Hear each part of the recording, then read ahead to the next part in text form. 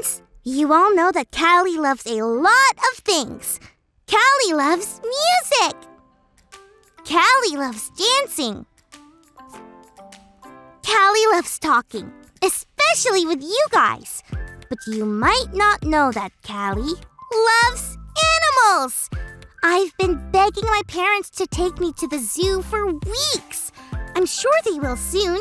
But to get ready for that trip to the zoo, we have a very special guest today. You might remember her. She has been here before. It's Stacy. Hey, Callie. Hey, everyone. I found out that she loves... Are you ready for this?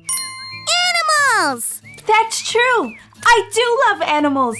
I want to be a veterinarian when I grow up. Cool.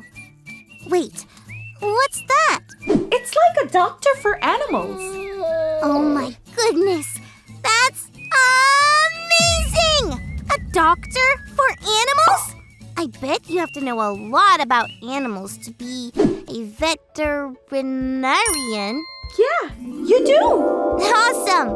Well, I know you want to talk to us about a very special animal today. Is it a lion? Roar! Is it a monkey? Ooh, ooh, ooh, ooh. Is it an elephant? That's right, isn't it? It's an elephant. I knew you'd start with the coolest, biggest animal ever.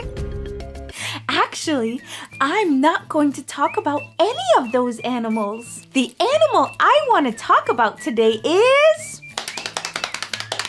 the salmon. The salmon? Like the fish my mom and dad serve for dinner on Salmon Sunday? That's them. Salmon are amazing animals. I've never seen a salmon at the zoo. What about a stingray? Or a shark? Salmon do something just as cool as any stingray or shark. When salmon are ready to lay eggs, they have to do it in a certain place. Their home, where they came from.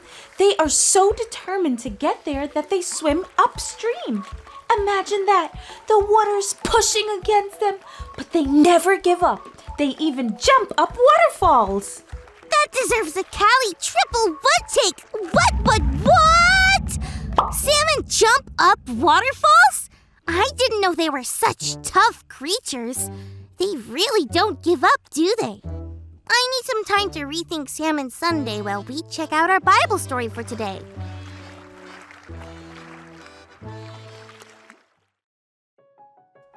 Today's story comes from the book of Daniel, chapter 1. Long ago, the people of Israel were taken away from their homes to a place called Babylon. The king of Babylon's name was Nebuchadnezzar. King Nebuchadnezzar wanted some of his prisoners to work for him in the palace, but he only wanted the very best.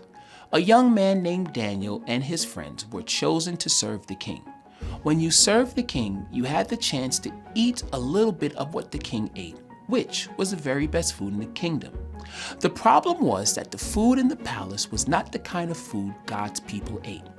Daniel and his friends wanted to obey God, even though they were in a faraway land. So they had to make a really hard choice. Not eating what the king gave them could get Daniel and his friends in big trouble because no one around them really cared about God's rules. It would have been easy for Daniel to give up on obeying God and to simply eat what was given. But he didn't. Daniel refused to eat the food that he wasn't supposed to. He told the guards that he and his friends would only eat vegetables and water for 10 days. When they did, they were healthier and stronger than anyone else. Vegetables and waters are good for you, but they weren't the only reason Daniel and his friends stayed safe, healthy, and strong. It was because God was with them. Even though they were far away from home, they kept trusting God. They soon became King Nebuchadnezzar's favorite, even when things got hard. Daniel and his friends stood strong and said, "I won't give up. God is with me." I bet when Daniel and his friends were in Babylon, they felt a lot like salmon swimming upstream trying to get home. I mean, they really had to be tough to keep on obeying God and not give up even when everyone else was following the rules of the king of Babylon. They did have to be tough, but just like salmon, Daniel and his friends didn't give up. I guess the salmon was a perfect creature to share with us today. You really know your stuff about animals. Now I have a surprise for you. What's that? Well, I was thinking, I bet those salmon look pretty funny swimming upstream, don't they? Flopping around everywhere and everything? Yeah, I guess it's kind of funny. So I thought we could end our show today by doing the floppy salmon dance. Are you ready?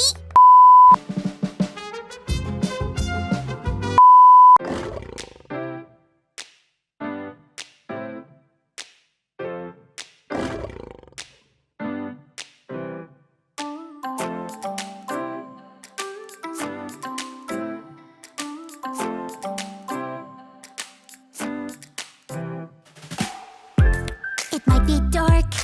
Was that a bark? What can I do?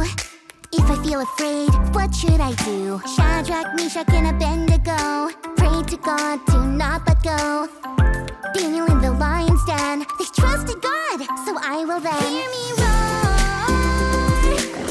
My God is with me. Hear me roar. I don't have to worry. Hear me roar.